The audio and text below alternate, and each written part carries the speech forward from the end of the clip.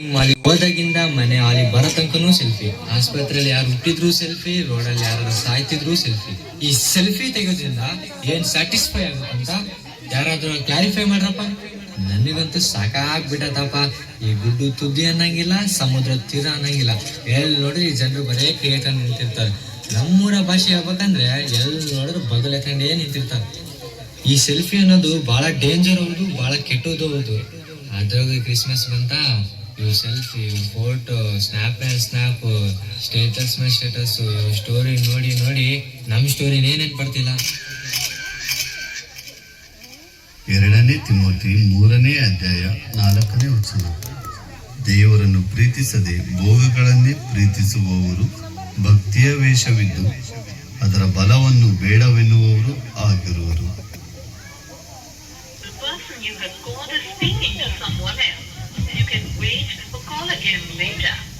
ನೀವು ಕರೆ ಮಾಡುತ್ತಿರುವ ವ್ಯಕ್ತಿಯು ಮತ್ತೊಂದು ಕರೆಯಲ್ಲಿ ಕಾರ್ಯನಿರತರಾಗಿದ್ದಾರೆ. ದಯವಿಟ್ಟು ಕಾಯಿರಿ ಅಥವಾ ಸ್ವಲ್ಪ ಸಮಯದ ನಂತರ ಪ್ರಯತ್ನಿಸಿ. ಈ ಮನುಷ್ಯನಂತೂ ಯಾವಾಗ ಫೋನ್ ಮಾಡಿದ್ರು ಬಿಸಿ ಬಿಸಿ ಬಿಸಿ. ಏನ್ ನಿಜವಾಗ್ಲೂ ಬಿಸಿ ಇರ್ತಾನೋ, ಏನ್ ಕಾಲರ್ ಟ್ಯೂನ್ನೇ ಬಿಸಿ ಅಂತ ತಕ್ಷಣ ಒಂದು ಗೊತ್ತಾಗ್ತಿಲ್ಲ. ಆಫೀಸಿಗೆ ಹೋದ್ರು ಫೋನು, ಬಾತ್ರೂಮಿಗೆ ಹೋದ್ರು ಫೋನು, ಕಿಚನಿಗೆ ಹೋದ್ರು ಫೋನು, ಏನ್ ನೋಡಿದ್ರು ಫೋನು ಫೋನು. ಪಕ್ಕದಲ್ಲಿ ಹೋಗಿ ಅದ್ ಏನ್ ಮಾತಾಡ್ತದ ಅಂತ ಕೇಳ್ಸ್ಕೊಂಡ್ರೆ ಮತ್ತೆ ಮತ್ತೆ ಅಂತಾನೆ. ಮತ್ತೇನು ಮಾತಾಡೋದಿಲ್ಲ. ನೋಡಿದ್ರೆ ಇಡೀ ದಿವಸ ಬರೇ ಬಿಸಿ ಬರ್ತದೆ. ಇಂಥವ್ರು 24 ಗಂಟೆ ಮತ್ತೆ ಮತ್ತೆ ಅಂತ ಮಾತಾಡ್ತಾನೆ ಇದ್ರೆ ಅಲ್ಲಿ ಅಂಬಾನಿ ಮತ್ತೆ ಮತ್ತೆ ಬಿಲ್ಡಿಂಗ್ ಮೇಲೆ ಬಿಲ್ಡಿಂಗ್ ಕಟ್ಸ್ತಾನೆ ಇರ್ತಾನೆ. ಅದ್ರಾಗ ಇಯರ್ಬಡ್ಸ್, ಇಯರ್ಫೋನ್ ಎಲ್ಲ ಬಂದಾವಪ್ಪ. ಅದನ್ನ ಕಿವಿ ಹಾಕೊಂಡು ಒಬ್ಬೊಬ್ರೆ ರೋಡ ಹುಚ್ಚುಚ್ಚಂತರ ಮಾತಾಡ್ಕೊಂತ ಹೋಗ್ತಿರ್ತಾರೆ. ಅವ್ರು ಫೋನ ಮಾತಾಡ್ತಾ ಇದಾರೋ ಇಲ್ಲ ಅಂತ ಒಂದು ಗೊತ್ತಾಗಲ್ಲ. ನೋಡ್ದಾರ ಕಣ್ಣಿಗೆಲ್ಲ ಬರೀ ಹುಚ್ಚರ ತರನೇ ಕಾಣ್ತಾರೆ. ತಗೊಳಪ್ಪ, ಇನ್ನ ಈ ಕ್ರಿಸ್ಮಸ್ ಸೀಸನ್ ಬೇರೆ ಸ್ಟಾರ್ಟ್ ಆಯ್ತಾ. ಇದೇ ನೆಪ ಹಿಡ್ಕೊಂಡು ಮುಂದಿನ ವರ್ಷ ಕ್ರಿಸ್ಮಸ್ ಬರೋ ತನಕ ನೀ ಕಿವಿಯಿಂದ ಫೋನೇ ಹೇಳ್ಸಲ್ಲ.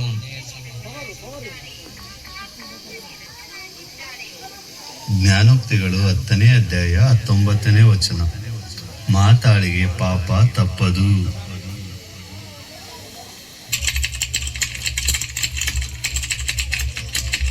ಈ ಕ್ಯಾರೆಕ್ಟರ್ ಯಾವಾಗ ನೋಡಿದ್ರು 24 ವರ್ಕ್ ಅಂತಾನೆ ಇರ್ತಾರೆ. ಅದ್ರಾಗೂ ಈ ಕೋವಿಡ್, ಲಾಕ್ಡೌನ್ ಅಂತ ಬೇರೆ ಬಂದ್ಬಿಡ್ತಾ, ಅವ್ರ ಆಫೀಸರು ವರ್ಕ್ ಫ್ರಮ್ ಹೋಮ್ ಅಂತ ಹೇಳ್ಬಿಟ್ಟಿದಾರ. ಇವ್ರು ಅದನ್ನೇ ನೆಪ ಹಿಡ್ಕೊಂಡ್ಬಿಟ್ಟು ಬೀದ ಎಲ್ಲಿ ಬೇಕಲ್ಲಿ ವರ್ಕ್ ಮಾಡ್ಕೊಂತಾನೆ 24 ಕುಂತಿರ್ತಾರೆ. ಇಷ್ಟೇ ನಿಯತ್ತಿಗೆ ಈ ಆಫೀಸು ಕಂಪ್ನಿಗೆ ಏನಾರು ಹೋಗ್ಬೇಕಾದ್ರೆ ಕೆಲಸ ಮಾಡ್ತಿದ್ರೆ ಇಷ್ಟೊತ್ತಿಗೆ ಆಫೀಸ್ ಉದ್ಧಾರ ಆಗೋದು, ಅವರು ಉದ್ಧಾರ ಆಗ್ತಿದ್ರು. ಈ ಹುಡುಗಿ ಯಾವಾಗ್ಲೂ ಕೆಲಸ ಕೆಲಸ ಅಂತ ಇರ್ತತಿ. ಏನಾರ ತಿಂತತ್ತು ಏನು ನೋಡಿದ್ರೆ ಮೈ ಬರೀ ಎಲ್ಬೇ ಕಾಣಿಸ್ತೈತಿ. ಈ ಕ್ರಿಸ್ಮಸ್ ಹಬ್ಬ ಬೇರೆ ಬಂದ್ಬಿಡ್ತಾ, ಇವ್ರಿಗೆ ಲೀವ್ ಬೇಕಂತ ಹೇಳ್ಬಿಟ್ಟು 24 ಗಂಟೆ ಕೆಲಸ ಮಾಡ್ಕೊಂತ ಓವರ್ ಟೈಮ್ ಡ್ಯೂಟಿ ಮಾಡ್ಕೊಂತ ಆ ಲ್ಯಾಪ್ಟಾಪ್ ಯಾವಾಗ ನೋಡಿದ್ರು ಟಕ ಟಕ ಟಕ ಅಂತ ಕುತ್ಕೊಂಡೇ ಇರ್ತಾರ ನೋಡಪ್ಪ. ಹೊಟ್ಟೆ ಊಟ ಇರಲ್ಲ, ಕಣ್ಣಿಗೆ ನಿದ್ದೆ ಇರಲ್ಲ. ಹಿಂಗೇ ಮಾಡ್ಕೊಂತಿದ್ರೆ ಇನ್ನು ಇವ್ರ ಆರೋಗ್ಯ ಏನಾಗಬೇಕು ನೀವೇ ಹೇಳ್ರಿ.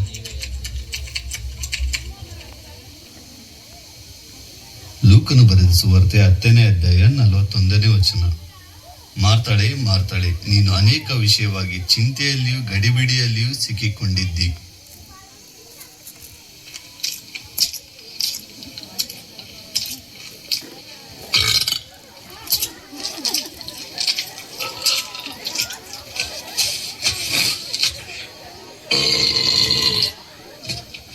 ಬಂದ ನೋಡ್ ತಿಂಡಿ ಪೋತ.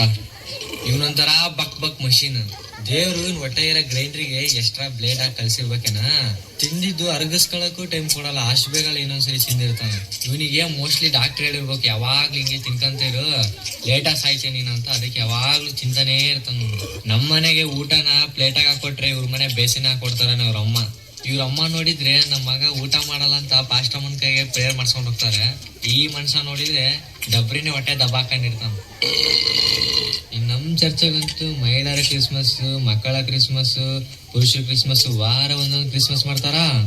ಊಟಕ್ಕೆ ಏನಾರು ಒಂದ್ ಸ್ವಲ್ಪ ಲೇಟಾಗಿ ಹೋದ್ರೆ ನಮಗಂತೂ ಏನೇನು ಉಳಿಸಿರಲ್ಲ. ಇವನೇ ಪಾತ್ರೆಗಳದ ಬೆಳೆದು ಬಾಯಿಗೆ ಹಾಕೊಂಡಿರ್ತಾನ. ಹಬ್ಬ ಇವ್ನು ಹೊಟ್ಟೆ ನೋಡ್ರಿ, ಅದು ಹೊಟ್ಟೆನ ಏನ್ ನೀರ್ ಕಾಯಿಸ ಅಂಡೆನ ಒಂದು ಗೊತ್ತಾಗಲ್ಲ.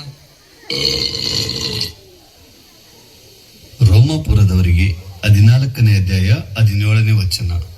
ಯಾಕಂದರೆ ತಿನ್ನುವುದು ಕುಡಿಯುವುದು ದೇವರ ರಾಜ್ಯವಲ್ಲ.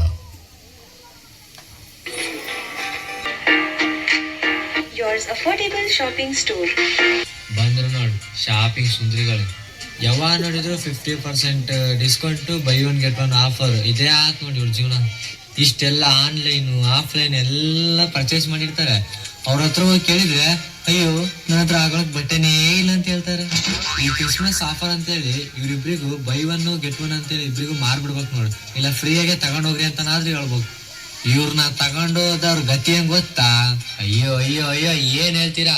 ಈ ಶಾಪಿಂಗ್ ಮಾಲ್ ಅಲ್ಲಿ ಸ್ಟಾಕ್ ಕ್ಲಿಯರೆನ್ಸ್ ಅಂದಂಗೆ ಅವ್ನ್ ಬ್ಯಾಂಕ್ ಬ್ಯಾಲೆನ್ಸ್ ಕ್ಲಿಯರ್ ಆಗಿರ್ತದ. ಇವ್ರನ್ನ ತಗೊಂಡೋದವ್ರು ಉದ್ದಾರ ಆಗದಂತೂ ಸುಳ್ಳು, ಮನೆ ಉಳಿಯೋದು ಉಡ್ದಾರ ಅಷ್ಟೇ. ಕ್ರಿಸ್ಮಸ್ ಟೈಮ್ ಅಲ್ಲಿ ಗೋವಾ ಕಡೆ ಕೇಳ್ಬೇಕಾ? ಈ ಎಣ್ಣೆ ಹೊಡ್ಕೊಂಡು ಯಾರ್ದೋ ಜೊತೆ ಬಿದ್ದು ಯಾರ್ದೋ ಜೊತೆ ಎದ್ ಬರ್ತಾರಪ್ಪ. ಇವ್ರ ಹೊಟ್ಟೆ ಇರೋ ಕರುಳು ಕಾರ್ಪೊರೇಷನ್ ಕೊಟ್ಟೆಗೈತ್ ನೋಡಿ.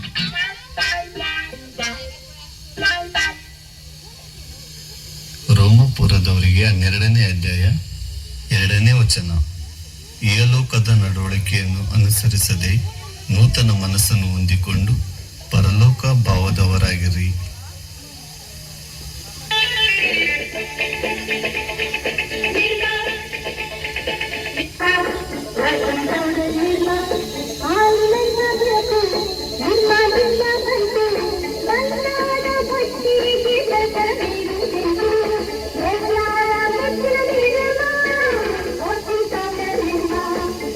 ಇಲ್ಲಿಬ್ರು ಬಂದ್ರು ನೋಡ್ರಿ ಕ್ಲೀನಿಂಗ್ ಕ್ಯಾರೆಕ್ಟರ್ಸ್. ಸ್ವಚ್ಛ ಭಾರತದ ಬ್ರ್ಯಾಂಡ್ ಅಂಬಾಸಿಡರ್ಸ್ ಇವರೇ ಇರ್ಬೇಕು. ಕ್ಲೀನ್ ಅಂತಾರೆ, ಇವ್ರು ವಾರಕ್ಕೆ ಒಂದ್ಸರಿನ ಸ್ನಾನ ಮಾಡ್ತಾರಲ್ಲ ಗೊತ್ತಿಲ್ಲಪ್ಪ. ಹೌದು, ಇವ್ರು ಇಷ್ಟೊಂದು ಕ್ಲೀನ್ ಆಗಿದ್ರೆ ಸೆಂಟೆ ಕೊಡ್ಕೋಬೇಕು. ಕ್ರಿಸ್ಮಸ್ ಬೇರೆ ಬಂತು, ಅದು ತೊಳೆದೆ ಇದು ತೊಳೆದೆ ಅಂತ ಹೇಳಿ ಟಿವಿ ಫ್ರಿಜ್ ನ ಎಲ್ಲಿ ತೊಳಿತಾರೋ ಏನೋ ಗೊತ್ತಿಲ್ಲಪ್ಪ. ಇವ್ರ ಮನೆಗೆ ರೇಷನ್ಗಿಂತ ಜಾಸ್ತಿ ವಾಷಿಂಗ್ ಪೌಡರ್ ಪಿನೆಲ್ಲ ತರ್ತಾರೇನೋ ಗೊತ್ತಿಲ್ಲ. ಇವ್ರ ಮನೆಗೆ ಕ್ರಿಸ್ಮಸ್ ಹಬ್ಬಕ್ಕೆ ಬಂದಿರೋ ಗೆಸ್ಟ್ಗಳಿಗೆ ಜ್ಯೂಸ್ ಬದಲಿ ಪಿನಾಲ್ ಕೊಡ್ಲಿಲ್ಲ ಅಂದ್ರೆ ಅಷ್ಟೇ ಸಾಕು.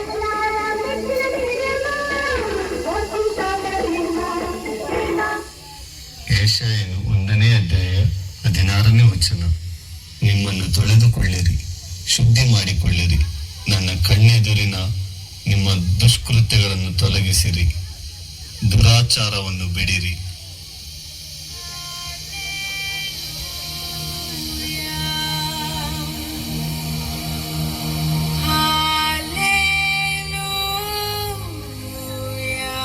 ಅವರಲ್ಲಿ ಎಷ್ಟು ಶಾಂತಿ, ಸಮಾಧಾನ, ಪ್ರೀತಿ, ಧೈರ್ಯ, ಪ್ರಾರ್ಥನೆಗಳ ಜೀವಿತ ಇದೆ ಅಂತ. ಎಂತ ಪರಿಸ್ಥಿತಿ ಬಂದ್ರು ಧೈರ್ಯಗೆಡದೆ ಶಾಂತಿಯಿಂದ ಪರಿಸ್ಥಿತಿಯನ್ನ ಎದುರಿಸುವಂತ ವ್ಯಕ್ತಿ ಅಂತ ಕಾಣಿಸುತ್ತೆ.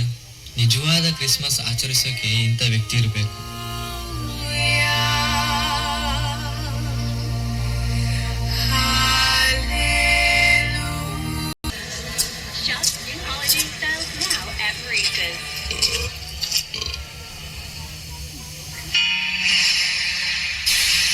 ಭೂಕಂಪ ಭೀತಿ, ಕಡಲ ತೀರಕ್ಕೆ ತೆರಳದಂತೆ ಮೀನುಗಾರರಿಗೆ ಸೂಚನೆ. ಎಲ್ಲ ಕಡೆ ಭೂಕಂಪದ ಭೀತಿ ಶುರುವಾಗಿದೆ. ಆದ ಕಾರಣ ಜನರೆಲ್ಲರೂ ಸುರಕ್ಷಿತ ಸ್ಥಳಕ್ಕೆ ತೆರಳುವಂತೆ ಸರ್ಕಾರ ಆದೇಶಿಸಿದೆ. ಜನರೆಲ್ಲರೂ ಧೈರ್ಯಗೆದ್ದು ತಮ್ಮ ತಮ್ಮ ದೇವರಿಗೆ ಮೊರೆ ಹೋಗುತ್ತಿದ್ದಾರೆ.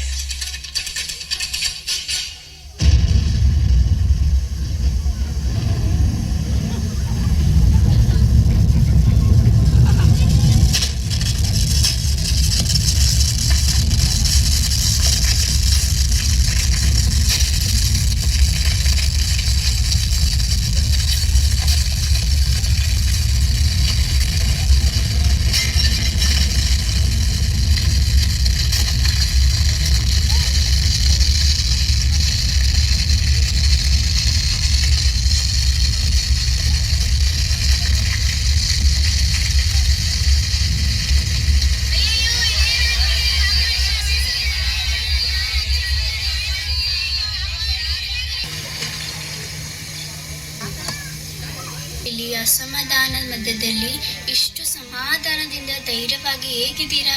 ಇದಕ್ಕೆಲ್ಲ ಏನ್ ಕಾರಣ ರೀ? ಸಿಸ್ಟರ್ ಹೇಳಿ ಸಿಸ್ಟರ್, ಸಮಾಧಾನವಾಗಿ ಹೇಗಿದ್ದೀರಾ ನೀವು?